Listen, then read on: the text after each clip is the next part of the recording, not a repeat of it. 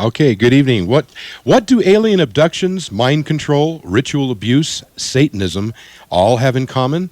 Well, this question and more will be the topic of discussion tonight on this edition of the ParaNet UFO Continuum. I'm Michael Corbin, and welcome to the program this evening.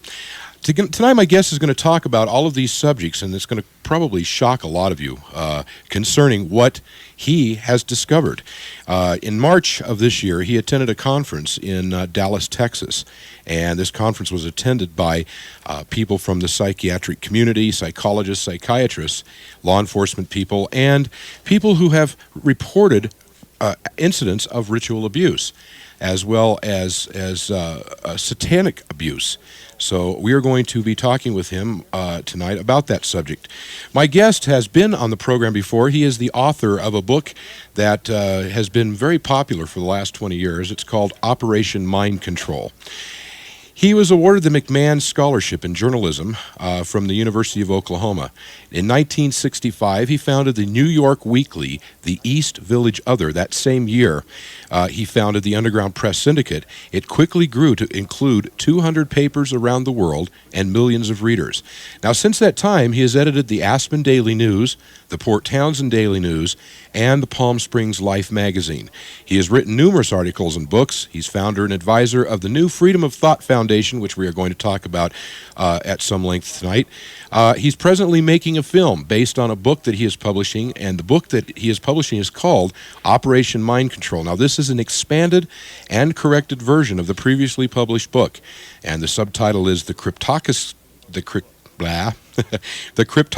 Plan to Psycho-Civilize You. With that in mind, let me welcome my guest this evening. It is Walter Bowart. Good evening, Walter. How are you? Good evening, Michael, and cryptocracy is a pretty big word. Especially when you got peanut butter in your mouth like me. It's really a simple word made up of a prefix and a suffix. Crypto meaning secret, and ocracy of or pertaining to government. So it just means secret government. Yeah. Thank you. Well, now this is going to be quite a program tonight. We're going to be covering, because I think a lot of my listeners in the audience will, a lot of them are familiar with what alien abductions are, and I know over the years a lot of people have advanced the theory that there is a possibility that extraterrestrial intelligence has been coming to the Earth and has been taking people out of their beds or their cars and performing all kinds of heinous genetic-type experimentation on these people. However, there's also that other element that we are seeing cropping up here and there that has to do with mind control, i.e. mind control either by the government or by this non-human intelligence. Tell us a little bit about mind control and your background and how you got involved in this. Well, as I've repeated so many times for 20 years, a very dear friend of mine that I grew up with went off to serve his country in Vietnam, and he came back with hyperamnesia, which is a vastly improved short-term memory where he didn't have to take any notes in medical school, for example, and yet he had amnesia. His sister would say, remember the time that you and I and Grandpa went fishing when we were 15 or something, and he wouldn't remember that. It was a very curious thing. He couldn't get a job. Every time somebody said, what'd you do in the last 5 years, he would have a claustrophobic reaction. His palms would sweat, his heart would beat rapidly, and he would feel compelled to leave the room and get some fresh air. This hampered him both getting a job and in school, because the question came up when he had to talk in front of a class, psychology class. He had to address the class about his last 5 years, and he couldn't do it. He knew that was the beginning when he knew that the things that he had suffered in the military were plaguing him in civilian life. In the military, after he got in the Air Force, he was in a few months, when he was hospitalized, and they told him that he had taken an overdose of sleep-ease, which is a patented medicine, and tried to commit suicide, which is a silly thing to do. Sleep-ease will not kill you. Mm-hmm. And it's you could probably take a carload full. It'd probably make you sick, but it wouldn't affect you very much. Anyway, he never believed that, so when he got home on his first leave, he told his mother that he had been picked for intelligence and that he was a special guy, one of the chosen few, you know. Anyway, I began to do research on this, and I've been off on this trip for 20-odd years now. Okay, now, Walter, in your research, what is mind control? I know we've got notions of what it is, but as much research as you've done on this, define it for us. Okay, well, the way I use it in the book, there's a thing called Silva mind control, which is apparently a beneficial process. So we don't mean that. We mean the use of technology, drugs, hypnosis, electronic brain stimulation, one form of non-ionizing radiation or another to affect your mind and to take over and make you do something against your will and without your knowledge. This thing about will and knowledge is very important. It's a violation of your most private rights, the right of freedom of thought. And that's what we mean by mind control. And it started out way back when, and including my friend, though I didn't know it at the time. His father had abused him and his sisters. He had a drinking problem. He would get drunk and he'd beat up the family. Very common thing in America. Also a very common thing in military families. From traumatized children come multiple personality disorders. When the trauma is great, a young child will dissociate, especially if they are a bright and gifted young child and sensitive. They will dissociate in order to survive. They will create an entirely different personality, sort of crawl out on a ledge in their own mind, and then that personality, if a programmer is involved, they will be given a name, that personality will be developed, and if not, they will just be highly dissociative, which shows up in their Minnesota multiphasic personality test and all these other tests called CUMES, this person told me, the first guy I interviewed. Anyway, he was one of those guys that had dissociated, and it showed up, and the Air Force said, aha, here's somebody we can use. He had the Air Force number in the military, it's called the MOS in the Army, AFOS or something like that, of a box pusher in a supply warehouse. He actually lived like a king during his 4 years of service, traveling all over Southeast Asia, showing up to hotel rooms where he would sometimes stay 5 days, enjoying the tropical sunsets until somebody showed up and he'd say nose rose or some audio reversal type cue, and out would spill this coded information, which was gibberish, and which he remembered as gibberish, code.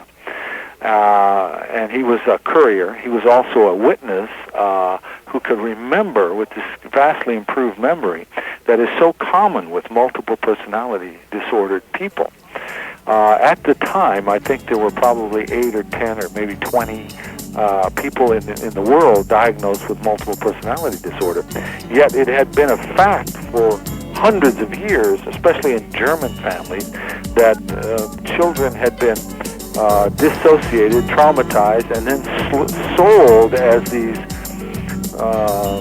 what would you call them? Slaves. Mind control slaves. Yeah. In Bantu countries, they did this for centuries. They called them tokoloshis. And welcome back. My guest tonight is Walter Bowart. He is the author of Operation Mind Control. He is also the founder of the Freedom of Thought Foundation. And we're talking tonight about the alien abductions and mind control aspect and how it might connect to ritual abuse and Satanism. And this information is quite graphic. We're going to be talking about tonight. So I want to advise you of that. The information is shocking and it's quite disturbing because I think we're going to be seeing a lot more of this coming up in the research papers, having to do with an unusual dark connection to covert military intelligence, and among that, as one aspect of it, and among others, including Satanism. Welcome back, Walter. Thank you, Michael. Can you have your engineer turn this your sound up a little bit? I can barely hear you. Okay.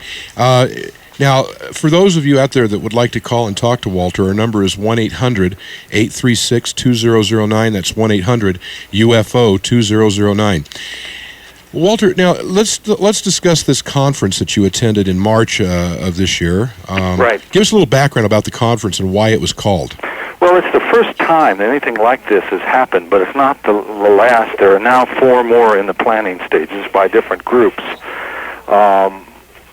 It was a group against ritual abuse of children that had noticed the thing that we're going to talk about tonight, that there's a pattern being reported from the victims or survivors.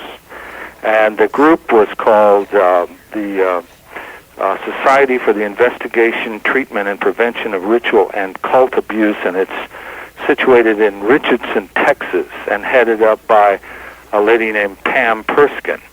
The official title of the conference was Cult and Ritual Abuse, Trauma-Based Mind Control, and Dissociation, a Multidisciplinary Dialogue and Educational Symposium.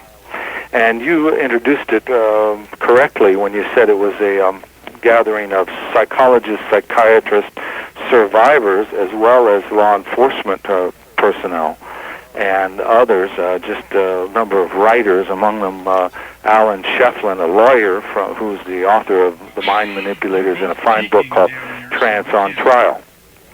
And it was the first time that people of this wide, many varied disciplines could get together and exchange ideas. And out of that came a consensus of opinion that the ritual abuse phenomenon and the alien abduction phenomenon fit very well into the mind control descriptions of the victims.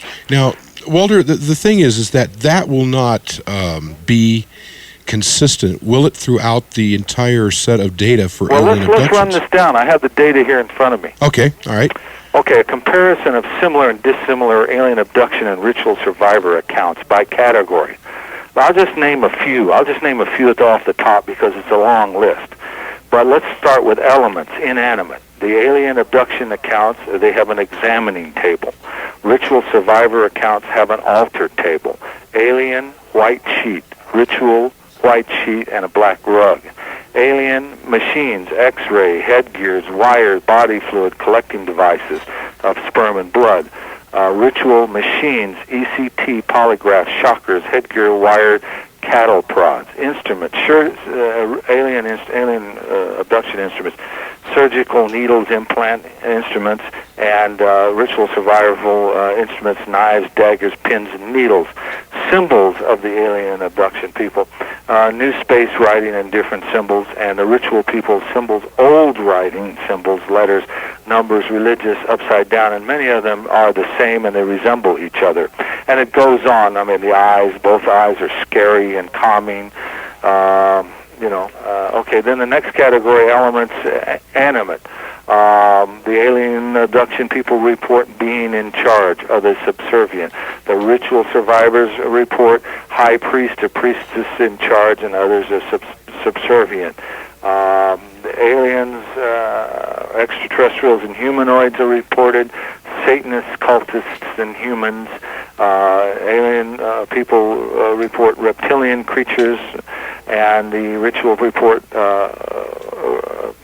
people report beast, reptilian creatures, cartoon characters too. Both of them report men in black, and both of them report shadows in the mind, for example. All of these things are not identical, but there's enough that are identical to really make the things that are different worth discussing. The message is given. The alien abduction people are told, you are special, we will return, do not tell, aliens are in charge, we want to breed with you. And the ritual survivors are told, you are special, we will return, do not tell, Satan is more powerful than God, and they are forced to breed. The psychological sequel, the alien abduction accounts amnestic for the experience. They have memory loss, enforced use of light instruments, etc. The ritual survivor accounts, amnestic for experience, memory lost, enforced brainwashing techniques, and drugs. The alien abduction has bonding with the alien. The ritual abuse has bonding with the cult, is coerced. The alien abduction people have a feeling of euphoria and seem as if they're anesthetized or drugged, and the ritual people are drugged with LSD and nectine, curare, atropine, alcohol, belladonna, heroin, cocaine, roots, and herbs have been described. And it goes on. There's a vast, long thing, including locations for the experience, the personal history, the timetable, the wounds and scars observed, the violations against the free will, the philosophy and the beliefs, patterns of the abductions, and the survivor accounts fit nicely. The comparison of similar and dissimilar alien abduction and ritual survivor accounts then is listed by category, and it goes on for. It's at the back of. It's in the appendix of Operation Mind Control. Okay. Now, hold that. We'll go to break. Okay. But when we come back, I want to get into this, the how and the why of this. This is quite a bit of shocking material, and we want to find out, the how and the why. And I think that will probably be as startling to all of you out there as the rest of this so far has been. And it's quite interesting that it's supported by the psychiatric community, law enforcement community. And as I understand it, Walter, these people that you have conversed with at these meetings have not been subjected to UFO investigators as of yet, but they're telling the same stories. That's true. The common hidden agenda here in the mind control realm and the ritual abuse realm, because the therapists have said this will discredit you. Nobody will believe you if you tell that alien story. Okay. It's widely experienced, the alien abduction thing, among the ritual survivors. Okay, my guest is Walter Bowart. He's the author of Operation Mind Control, and this is a now expanded and corrected version, which he is putting out from the original published work about 20 years ago. And I think it's interesting to note that the book has not lost any of its timeliness. We're seeing all kinds of interesting things coming out in the major press about things that the government has withheld from the public, i.e. nuclear experimentations and different things like that. This book continues to, I think, have a definite place in the contemporary media and the time. Welcome back, Walter. Thank you, Michael, and I'm glad you mentioned that thing about the radiation hearing. The President's Commission on Radiation heard 3 witnesses that reported the same doctors who experimented on them with radiation. Dr. Martin Orne, Dr. Sidney Gottlieb, Dr. L. Wilson Green. There were no others that they also named, but these 3 doctors were the same doctors that were involved in the CIA's MKUltra mind control program. Mm-hmm. And I think that, again, these things are starting Have you heard that in the news anywhere? I'd like to hear from anybody that has heard that reported anywhere. Okay, give us a call if you have. Now, Walter, let me get back to this conference you attended. Now, what are you saying here? Are you saying that there is and let me ask you this kind of like systematically here. Yeah. Number one, are you saying that there's a possibility that there could be interaction with these people from a non-human intelligence that might be utilizing satanic or other type human agencies to affect a cause or an agenda? Or are we looking at something that is completely born out of a human agenda? Well, I don't know. It's like saying which came first, the chicken or the egg, Yeah. Do you believe that... It could be any of the above, or all of the above, or none of the above, for that matter. All we can do is look at the evidence, and the evidence makes the alien abduction phenomenon so similar to the ritual abuse phenomenon that, and it fits into the mind control category. Now, we know that Dr. Persinger at Laurentian University in Ottawa has developed a magnetic helmet that it's in the New Scientist if anybody wants to research this in December of last. There's a letter in December, and I believe the original article was in November, and it was called Alien Abductions. And by playing magnetic waves over your brain, you have an alien abduction experience. That's very interesting. And there are various other ways with use of signals and electricity, and basically it's the same thing no matter what technology you use. It all breaks down to the basic same kind of manipulation of the unconscious that produces both of these things. Now, whether or not there is an advanced race visiting us from interdimensional space or extraterrestrial space, I don't know. It could be that that is true. But if it's not true, it's being created by the government. Now, let's hit on that. Let's go into that. Yeah. Why would the government be involved in doing something like this? I mean, what's the reason for it? Are we talking about the government proper, or are we talking about segments of the government that have... Well, no, you're talking about... Well, we're not talking about anything that we think of as government. Most of us think of as government, where you elect a representative and send him to Congress, and he haggles and makes laws and all that. We're talking about the invisible government, the cryptocracy, the thing that was set up under the National Security Act in 1947, which in fact violates the Constitution of the United States and suspends all your civil rights. Now, this could mean then that the left hand does not know what the right hand is doing. Of course. And also, and you can interview a number of people, as I have, who were there when it was set up. And they said, they all say, including Colonel Fletcher Prouty, who would make a great guest on your show, he says it's out of control. He said the moment they started doing those black budget things, it went off the rails. Okay. Now, and it is. Now, whether or not, my thesis, I went to Prouty talking to him about this. I said, look, the National Security Act was formed in September of 1947 without any real debate at all. It's like this situation we have here with these this new anti-terror laws. The panic and everybody just passed it. Whether they do that or not remains to be seen. Let's hope that they don't. Anyway, I said, look, there it was in September. That was 2 years after the war had ended. Why hadn't they passed it in between? Prouty said, well, it was on the drawing boards. I said, but look, in June and July of 1947, that was when all the UFOs suddenly showed up. That was when Arnold coined the term flying saucers, seeing a bunch of them over the Olympic Mountains, I believe, in Washington State. So are you saying that the whole UFO phenomena might be some kind of mind control, psychological operation type thing? Well, it could be, because there was a satirical book written. The guy said it was just satire. But when I talked to Prouty about it, he said he thought the book was true until he talked to the author.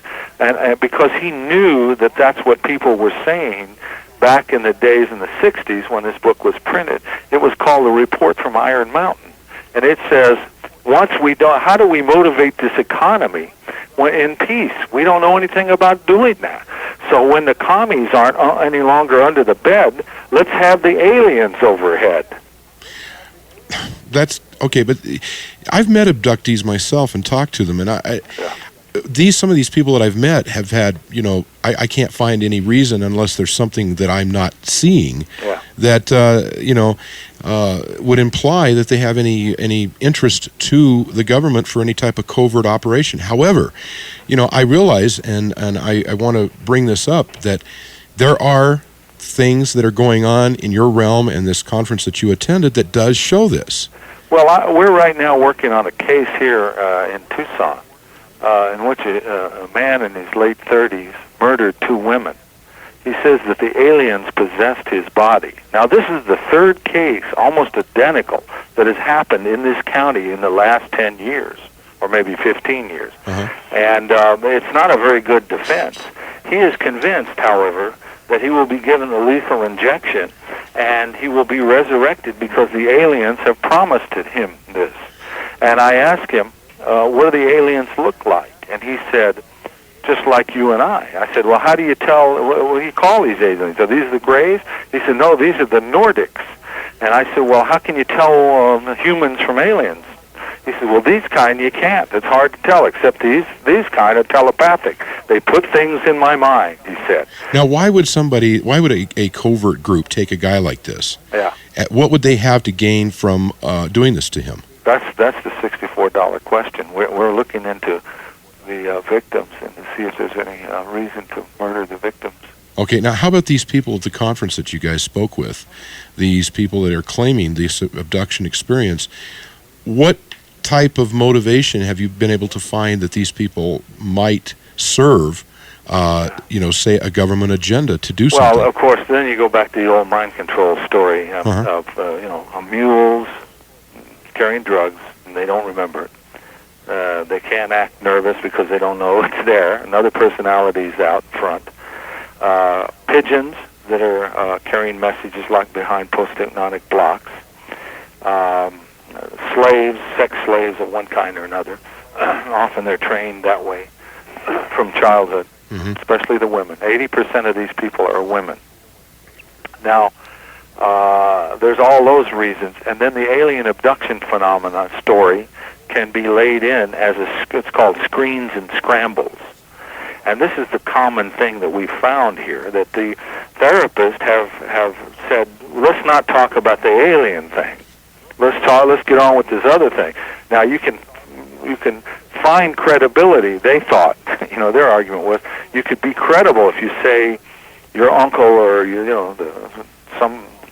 somebody abused you, but if you say that you were abducted by aliens, they'll just shoot you out of the water. No court is ever going to, no jury is ever going to be convinced. Well, it's like the Senate. But the thing that we found out is that people today, with a high percentage of people that believe in the UFO phenomenon, people today would rather believe that there are aliens here abducting people and doing these things than to believe that the government is behind it.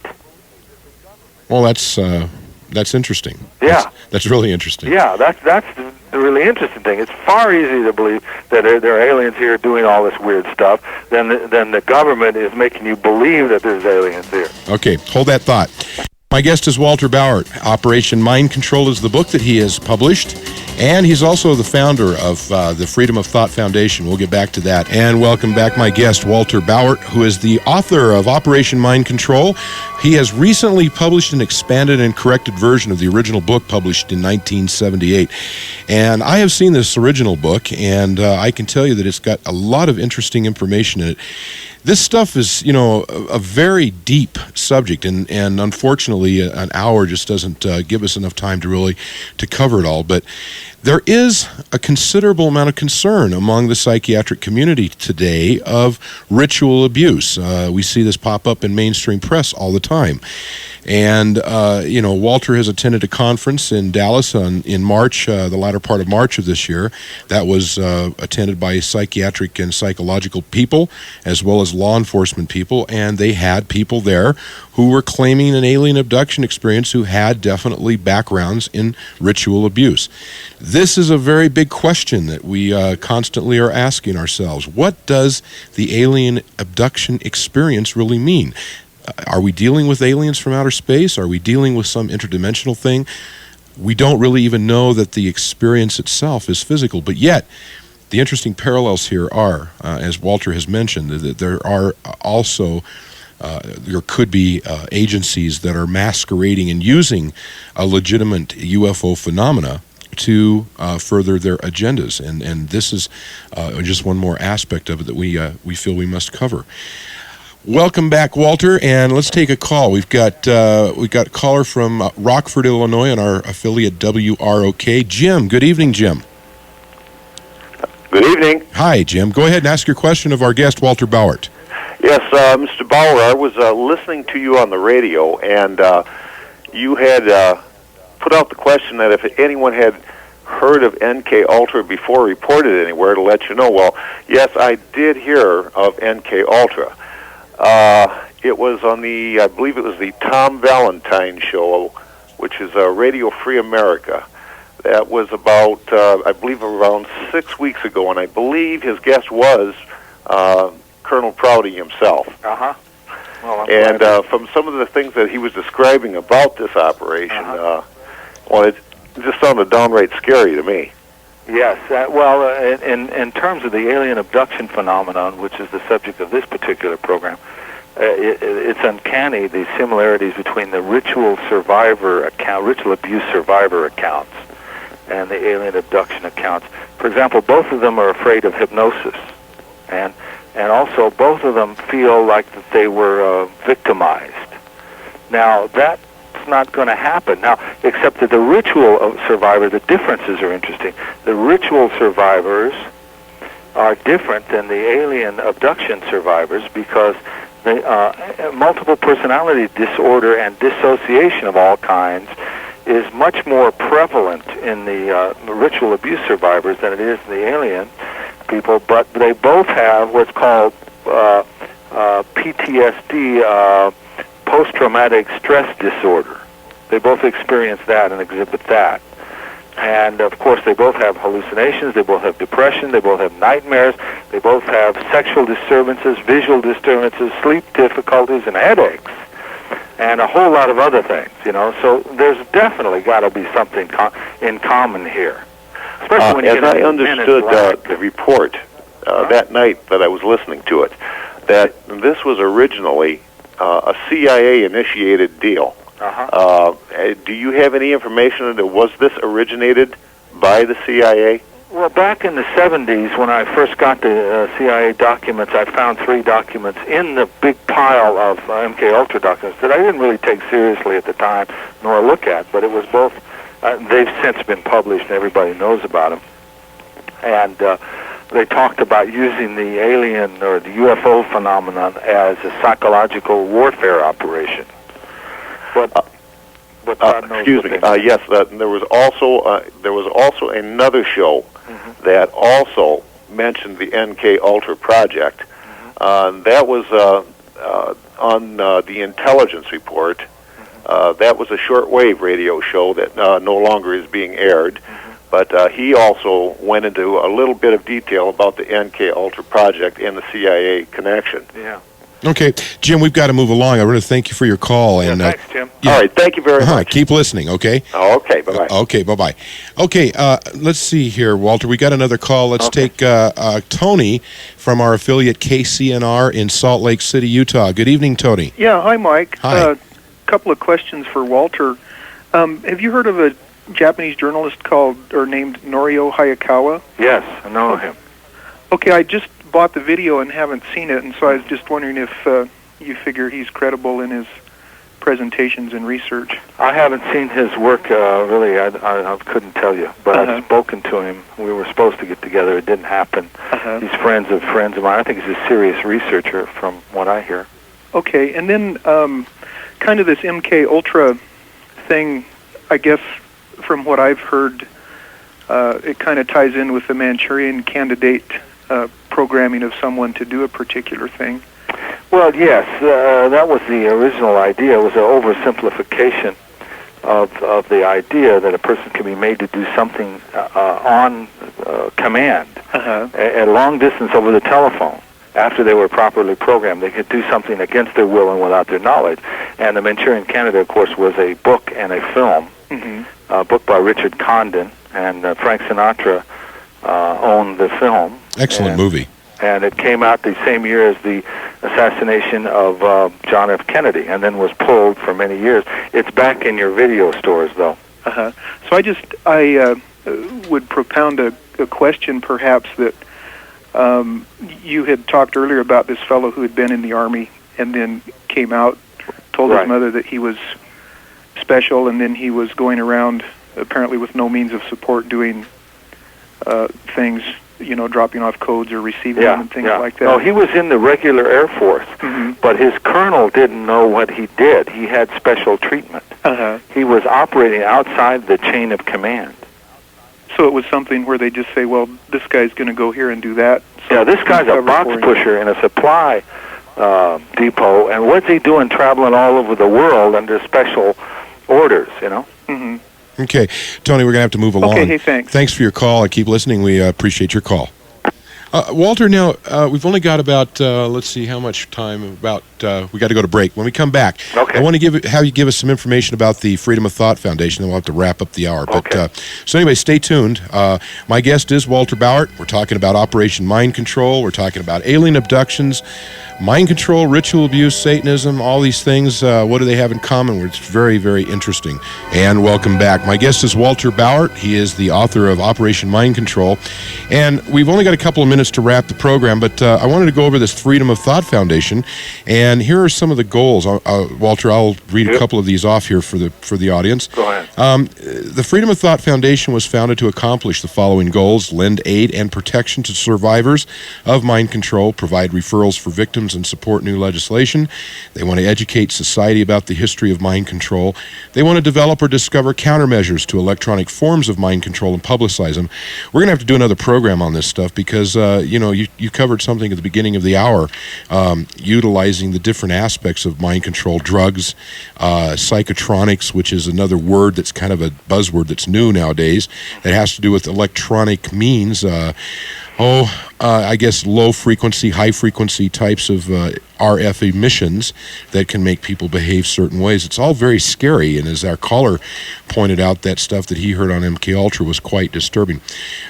Walter, give us some information about this book and how people can get a hold of a copy of it. Well, we're now almost half sold out on the book. There's only 250 copies left, and this is a limited researcher's edition.